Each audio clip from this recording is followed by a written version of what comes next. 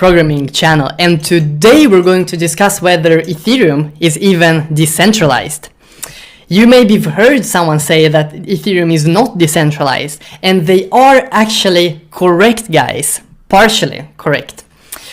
And you might be thinking, Ivan, this is completely crazy. Of course, Ethereum is decentralized. It's a blockchain technology, and the whole idea of a blockchain technology is that it should be decentralized.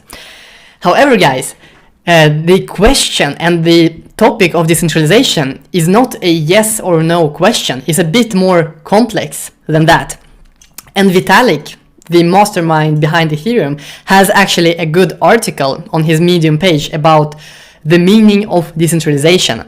And this episode will be based on his article. So if you want to read the original thoughts on this issue, you should definitely go and read his article on Medium. So let's get into it, guys. First, we need to understand what decentralization means before we can say whether Ethereum is centralized or not. So, in his article, Vitalik argues that decentralization consists of three different axes, or at least three different axes, the three important axes. And those axes are the architectural axis, the political axis, and the logical axis. And a system such as Ethereum can either be centralized or decentralized in all of these three axes. And it can even be the case, guys, that sometimes it's hard to draw a line and say that the system is centralized or decentralized in these axes. Sometimes it's somewhere in between and it's hard to decide. So let's talk about each one of these three. Let's start with architectural axis. What does it mean?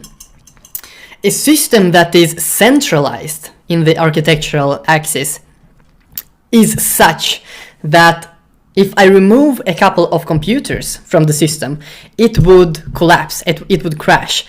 And a system that is decentralized on the architectural axis is such that if I remove several computers, maybe I remove the majority of the computers, and so the system would still function as intended if it is decentralized on the architectural axis, guys.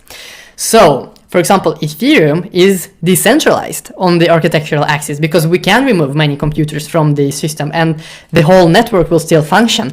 However, if you have a website that you host on your server and you remove that server, of course the website will no longer function. Or if you have some system that consists of three servers and those three servers each need each other, and if you remove one server, those two other servers would not work. This is also a centralized system on the architectural axis, guys.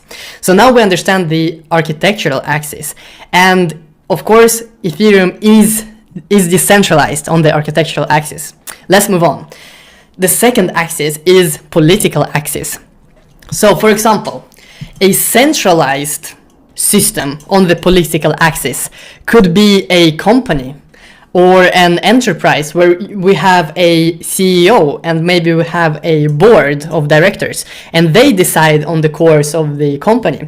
So such system is centralized, guys, on the political axis.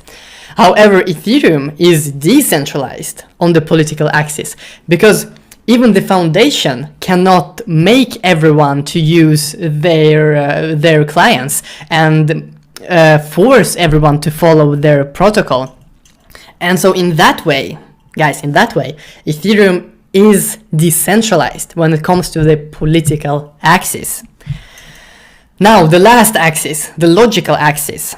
So a system that is centralized on the logical axis is such that it acts as a single entity, as a monolithic object, while a system that is decentralized on the logical axis is such that we can divide the system in several parts, and each of those parts would behave as intended and function as intended. So for example, the BitTorrent protocol and the BitTorrent system is decentralized on the logical axis because we can split the system into several parts, and those parts, the computers in those split parts would still be able to use the Bitcoin, or the BitTorrent, of course, the BitTorrent protocol as intended.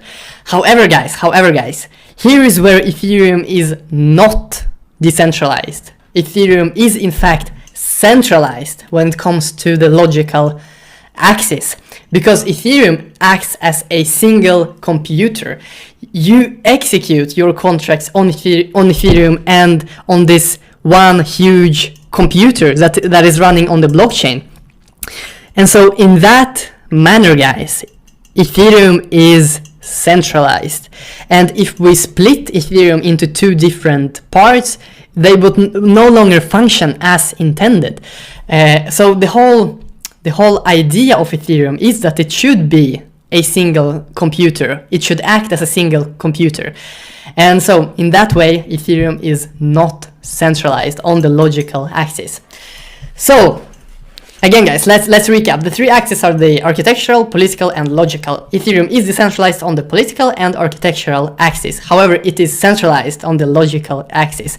If you want to read more about this topic of decentralization, go ahead and go to Vitalik's Medium article. It's linked in the description. I think if you found this video interesting, you would definitely find the article interesting, because this was just an introduction. However, we answered the main question of today, and that is that Ethereum is centralized on the logical axis, however decentralized on political and architectural axis, guys. So thank you for watching me today. What do you think? Do you agree with Vitalik's description of Ethereum? Maybe you have your own idea. Write your idea in the comment section below, guys. And if you are a new viewer and you like technology, you like cryptocurrencies, you like programming, you should definitely subscribe, guys, because you will find this channel